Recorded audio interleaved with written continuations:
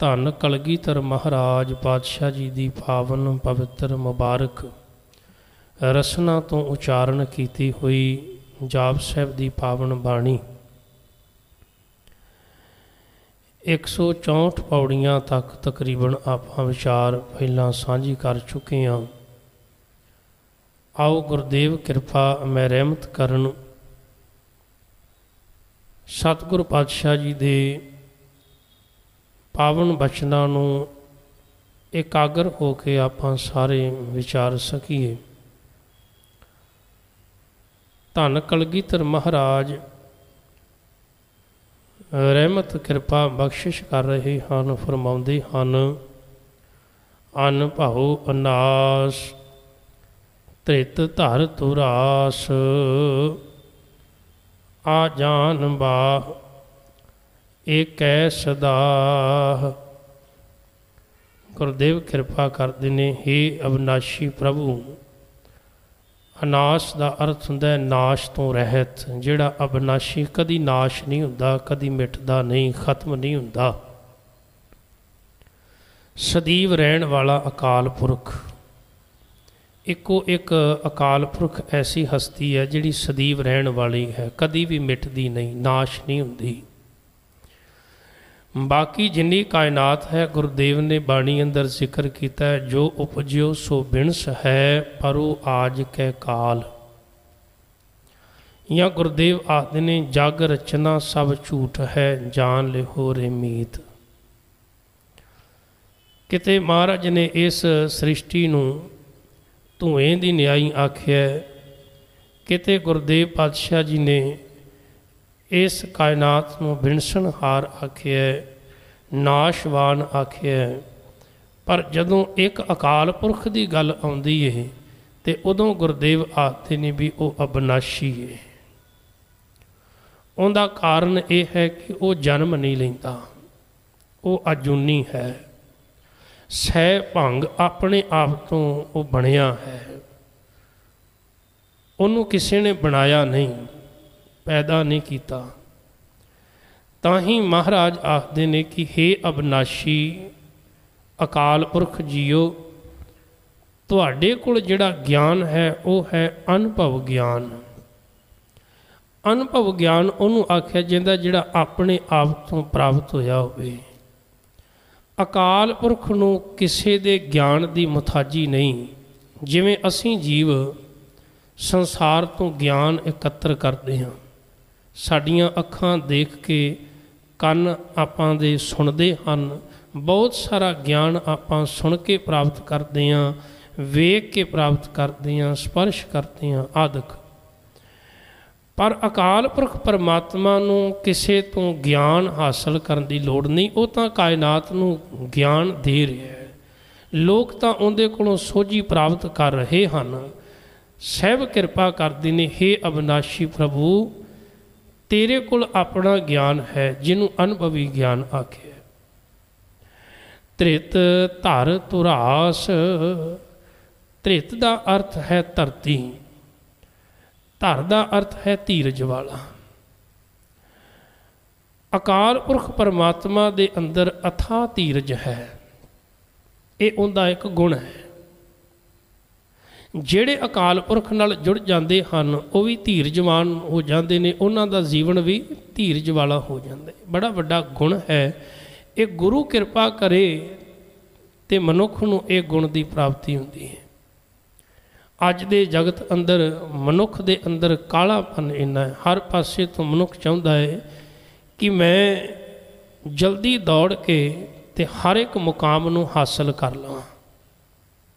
कई बारी तो मनुख इन्ना दौड़ लैंदा है, हासिल भी कुछ नहीं होता, प्राप्त भी कुछ नहीं होता। भाई गुरदास जी ने बड़ा प्यारा आख्या है कि एक तेली दा बैल सारा दिन घूमदा रहा, पर अखां ते पट्टी होने कारण वो ये समझदा रहा भी मैं अपनी मंजिल ते अज पहुँच जावांगा, अपने मालक तो बड़ी दूर चला जावांगा, कल तो मुड़ मैनू फिर इस मुश्किल विचों नहीं लंघना पवेगा। शाम हुंदी है, अखां खुलदियां ने, पता लगता है मैं उत्थे खड़ा हाँ जिथे सवेरे सा। इस तरह भाई गुरदास जी आखते ने एक मनुख जिहड़ा कि अखां तो अन्ना है पर रस्सी नूं वट रहा है, नाल ही वछेरा बज्झा है, वो रस्सी नूं खाई जा रहे हैं। कई बारी मनुख धर्म दे कर्म करता रहिंदा है ते अज तां वेखदे आ कि मनुख इन्नी काली काली करता है कि वो सोचता भी बड़ी छेती बख्शिश मेरे ते हो जाए, भावें माफ़ करना हो पाठ होवे, भावें सत संगत होवे, कोई भी पक्ष ले लो। अज आपां ये भी वेखदे आ कि साडे अंदर इन्ना भी धीरज नहीं कि 2 मिनट 4 मिनट आपां अरदास विच भी मन करके हाज़र हो जाइए। इन्नी काली सानू हुंदी है। कई सज्जण आउंदे ने आके आखणगे भी जल्दी अरदास कर दिओ, असीं छेती जाना है, जल्दी जाना है। इहदा भाव कि अंदर धीरज नहीं है, टिका नहीं है, सहज नहीं है, इस करके प्राप्ति भी नहीं हुंदी। ऐसे मनुख हार जाते हैं तो हार करके उन्होंने निराशता पल्ले पैंदी है। महाराज आखदे ने अकाल पुरख जिहड़ा है वो वेखो किन्ना महान है, धरती का मालक है, सारियां तो महान उच्चा है, पर धीरजवान है। इस तरह ही धरती विच भी किन्ना वड्डा धीरज है अते किन्नी सहनशीलता है। धीरजवान मनुख दे अंदर सहनशीलता भी उन्नी महान होगी। जिहड़ा मनुख धीरजवान नहीं है वो सहनशील भी नहीं हो सकता, बड़ी छेती घबरा जाएगा, डोल जाएगा। अडोल मनुख जिहड़ा है धीरजवान है। सो गुरदेव रहमत कर रहे ने, त्रित धर धुरास, धुरास का अर्थ है उच्चे थां वाला। सुभावक गल है, थां आपे उच्चा हो गया जदों वो धीरजवान है, धरती की पालना करने वाला है। तो वो एक गुण अकाल पुरख का यह भी दस रहे ने कलगीधर महाराज। आ जान बाह, अकाल पुरख परमात्मा दियां बाहां नहीं हैगियां। क्यों? क्योंकि वो किसी औरत तो जन्म नहीं उन्हें लिया, उनका शरीर नहीं, उनके अंग नहीं हैगे, बल्कि वो तो अंगां तो रहत है। हाँ, पर सारे जीवां विच सर्व व्यापक है, वस रहा है। कोई ऐसा जीव नहीं जिंदे विच उनका वास ना होवे। वास सबना विच है, पर उनका अपना कोई शरीर, कोई अपना वजूद नहीं हैगा। एक धन कलगीधर महाराज आखदे ने, आ जान बाह, हे अकाल पुरख परमात्मा, तेरी कोई अपनी बांह नहीं, कोई अग नहीं, पर हाँ तेरियां बांहां है भी बहुत लंबियां ने। क्यों? क्योंकि तेरी पहुँच बहुत दूर तक है। तू तो हर एक जीव तक पहुँचे हुए, हर एक मनुख तक अकाल पुरख परमात्मा की पहुँच है। कोई ऐसा जीव नहीं जिथों तक उनकी पहुँच ना होवे। तो ये अगे होर गुण दसदे ने अकाल पुरख का कि उस परमेश्वर का एक गुण है, एक है सदा, वो इको है ते सदा रहन वाला है, हमेशा रहन वाला है। अकाल पुरख सदैव रहन वाला है। ओंकार आद, वो अकाल पुरख जिहड़ा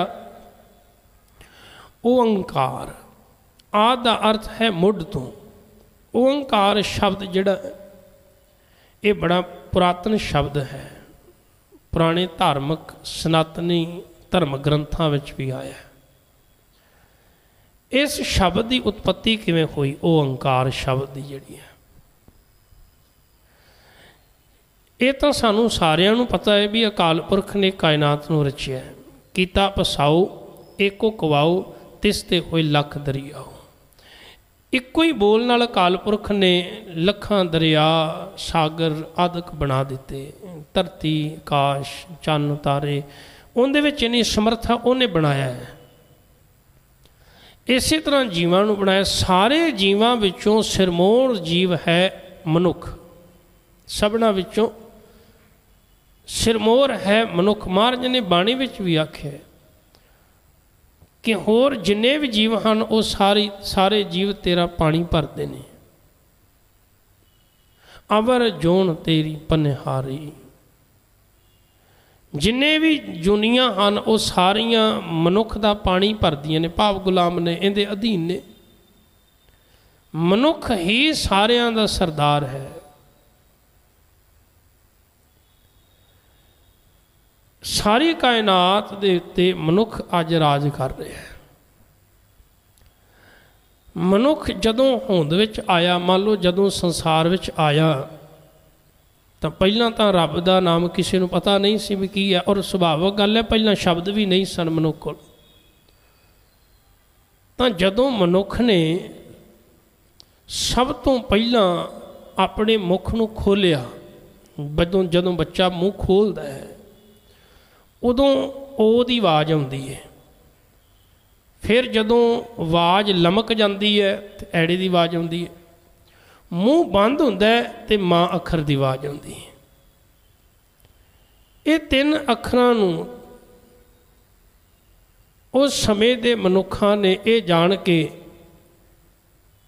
कि एक तो बच्चा निस्वार्थी है, इहदे अंदर कोई लालच नहीं, कोई लोभ नहीं, कोई पाप नहीं, निस्वार्थ जीव है, इनू नहीं समझ। इस करके इहदे मुख तो जिहड़े पहले शब्द निकले ने वो ही रब का नाम ने। वो शब्द तीन अखर ओम बन गया। एक गल होर ख्याल रखना, जदों गुरु साहिबान पातशाह जी ने इस शब्द की वरतों की है ना, सब ने ऊड़ा शब्द लिया। ऊड़ा शब्द महाराज ने जदों लिखिया तो उत्तों मूँह बंद सी ऊड़े का। हुण कोई भी शब्द जिहड़ा है संस्कृत भाषा विच वो पंजाबी विच रूपांतर हुंदा है ना, तो उदों उहदे विच एक तब्दीली आउंदी है, उहदे अखीरले अखर ते टिप्पी लग जाती है। सुभाविक गल है, ओम शब्द संस्कृत विचों आया, पंजाबी विच रूपांतर होया, टिप्पी उत्ते लानी सी पर लग नहीं सी सकदी क्योंकि मूँह बंद सी ऊड़े दा। आपां जपजी साहिब की बाणी में थोड़ा समझ लवांगे। महाराज ने वेखो जिहड़ा शब्द संस्कृत विच वेद शब्द है, जदों पंजाबी विच महाराज ने आपां वेखदे हां पढ़दे हां गुरमुखी विच, जपजी साहिब की बाणी विच वेद शब्द आया, संस्कृत विचों लिखिया वेदंग। जदों नाद शब्द आया लिखिया नादंग, गुरमुख वेदंग, गुरमुख नादंग शब्द आपां पढ़दे हां। साहब ने की किया, इस ऊड़े दे मूँह नूं खुला रख दिता, उत्ते टिप्पी ला दी, शब्द बन गया ओवंग। गुरुदेव ने होर कृपा की, इसे ही ओवंग शब्द नूं उत्ते एक कार ला दी ऊड़े दे। आपां वेखदे ना ऐ लगी हुंदी है ऊड़े दे, ऊड़े दा मूँह खुला है, उत्ते कार लगी है। वो कार दा भाव है सर्व व्यापक, सबना विच वसिया होया परमात्मा। ओंकार। एक होर कृपा गुरु साहब ने की, साडे समाज दे विच ये मन्निया जांदा सी भी ओम शब्द जिहड़ा है ये तीन देवतियां तो बने हैं, क्योंकि कुदरती गल है जगत दे अंदर तीन घटनावां घट रही ने। एक जीव जन्म लै रहे ने, एक जीवां दी पालना हो रही है, तीसरा जीव खत्म हो रहे हैं। सनातनी मत विच ये आख्या गया भी ये ओम शब्द इन्हां तीन जिहड़े देवते ने, तीन भगवान ने, उन्हां तो लिया गया है। पहले ब्रह्मा, दूसरे विष्णु, तीजे महेश आदि। ब्रह्मा विष्णु महेश ये तीन भगवान कह दिते भी एक जन्म दे रहा, एक पालना कर रहा, एक खत्म कर रहा। हुण मुश्किल ये खड़ी हो गई कि जीव की आत्मा जिहड़ी है वो परमात्मा विच लीन होवे ते तां यात्रा सफली हुंदी है, नहीं तो फिर यात्रा अधूरी है। मनुख दे सामने एक सवाल खड़ा हो गया भी ये किहड़े भगवान की आराधना करे ते दी आत्मा उहदे विच लीन होवे, ब्रह्मा जी दी या विष्णु दी या किहड़े दी, क्योंकि तीन देवते सन। हुण मनुख जिहड़ा बड़ा कन्फ्यूज सी। गुरु नानक साहब ने दी कन्फ्यूजन दूर कर दी। कह लगे भाई मैं तेनों इस दुविधा विचों बाहर कढ़ना वा। जदों साहब ने ओंकार शब्द लिखिया ना, नाल एक शब्द लिख दिता गिनती का। कह लगे भाई तीन नहीं एक ही है। उन्हां तिन्नां नूं भी पैदा करन वाला अकाल पुरख है।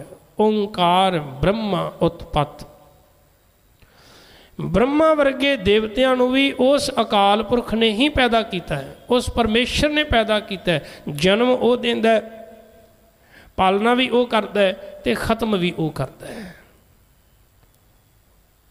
बाणी अंदर पातशाह जी ने जदों गुरु ग्रंथ साहिब की बाणी की आरंभता होती है या मूल मंत्र की आरंभता होती है, वो एक तो आरंभ होती है। तो विद्वानां दा ये मनना है कि जिहड़ा मूल मंत्र है गुरु नानक साहब ने सुल्तानपुर की धरती ते जदों 3 दिनों वास्ते अकाल पुरख परमात्मा परमेश्वर के दर से गए ने, या इंज कह लो भी सतगुर पातशाह जी ने तैयारी करनी है संसार नूं ठारन वास्ते, जगत जलंधे नूं ठारन वास्ते।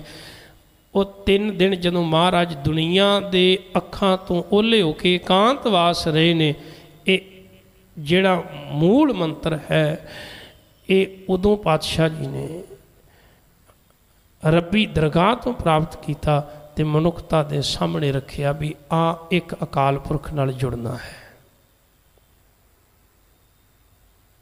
धन गुरु नानक देव पातशाह जी की बाणी भी रामकली राग विच ओंकार दखणी, दखणी असल विच राग की एक जात किस्म है।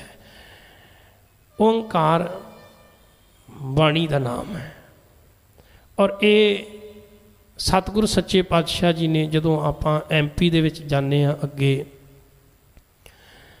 तो MP दे विच इस समय जो गुरुद्वारा इतिहासक गुरु नानक साहब का इमली साहब गुरुद्वारा है, उन्हां दे प्रबंध हेठ ये गुरुद्वारा है जिहड़ा ओंकार नां दे नाल अज भी उनका प्रबंध उत्थों की मैनेजमेंट कमेटी चला रही है।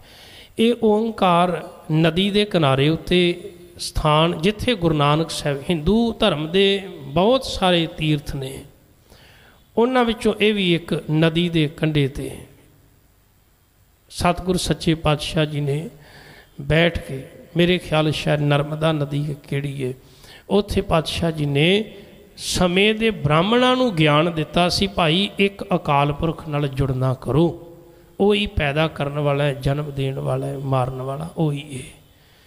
बड़े लंबे समय बाद पंथ की महान हस्ती ज्ञानी संत सिंह मशकीन उन्होंने उपराला करके मेरे हिसाब नाल 70 दे विच उन्होंने उपराला करके ते वो गुरुद्वारा साहब जिहड़ा है उत्थे बनवाया सी।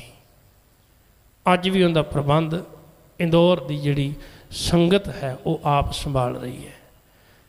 तो मन्निया जाता भी उत्थे ओंकार की बाणी महाराज ने उचारण की सी, पर भाव बाणी विच भी इक्को ही है भी एक अकाल पुरख नाल जुड़ना है, एक परमेश्वर नाल जुड़ना है। सतगुरु धन गुरु गुरु अमरदास महाराज पातशाह जी के समय भाई पारो जुलका जी ने जदों आके बचन किया भी सतगुरु गोइंदवाल साहब की धरती ते सानू भी विसाखी जिहड़ी है वो जोड़ मेला मनाउणा चाहिए। गुरु पातशाह जी ने आख्या सत बचन आपां मनावांगे। गुरदेव पातशाह जी ने उस समय जदों विसाखी का जोड़ मेला उत्थे मनाया संगतां दे कहण ते जिहड़े ब्राह्मण लोग सन ईरखा करते सन उन्होंने अकबर के दरबार में जाके शिकायत कर दी। भाई जेठा जी उत्थे गए, उन्होंने आख्या जी ये गायत्री का पाठ नहीं पढ़ते। बाबा जेठा जी ने एक गल आखी सी, कह लगे भी गायत्री का पाठ मैं पढ़ देना वा, पर तुसी कहते भी मलेश मुसलमान मलेशां की सभा में गायत्री पढ़िया पाप लगता है। साहब कह लगे मैं असल में इत्थे गायत्री नहीं पढ़ सकता, पर हाँ मेरे को एक ऐसा पाठ है जिहड़ा मलेशिया नूं भी चंगा बना सकता है, उन्हां दा भी जीवन सफला कर सकता है। वो पाठ किहड़ा सी? गुरु ग्रंथ साहिब ओंकार दी बाणी। सो गुरु नानक साहब पातशाह जी या कलगीधर महाराज पातशाह जी जे उस ओंकार की गल करते हैं तो एक की गल करते हैं, अकाल पुरख की गल करते हैं। धन कलगीधर महाराज बड़ी रहमत कर रहे हैं। ओंकार आद वो अकाल पुरख जिहड़ा मुढ़ तो ही है, जिहड़ा शुरू तो है, कथनी अनाद उस बारे कथन नहीं किया जा सकता, उन्होंने बयान नहीं किया जा सकता। खल खंड खियाल, हे अकाल पुरख परमात्मा परमेश्वर जीओ, तुसी नाश तो रहत हो। इस संसार के अंदर जितने भी जीव हैं नाशवान ने, पर अकाल पुरख परमात्मा वो ख्याल आदि चित आदिक दे फुरनिया वांगू नहीं कि पल विच बदल जावे, छिन भंगर हो जावे। वो तो भाई सदैव रहन वाला है। गुर बर अकाल वो वड्डे बल वाला है ते मौत तो रहत है। सतगुर पातशाह जी कृपा करन, रहमत करन, सानू सारियां नू अपने चरनां नाल जोड़ के रखन। होइयां भुल्लां चुकां दी खिमा। वाहिगुरू जी का खालसा, वाहिगुरू जी की फतेह।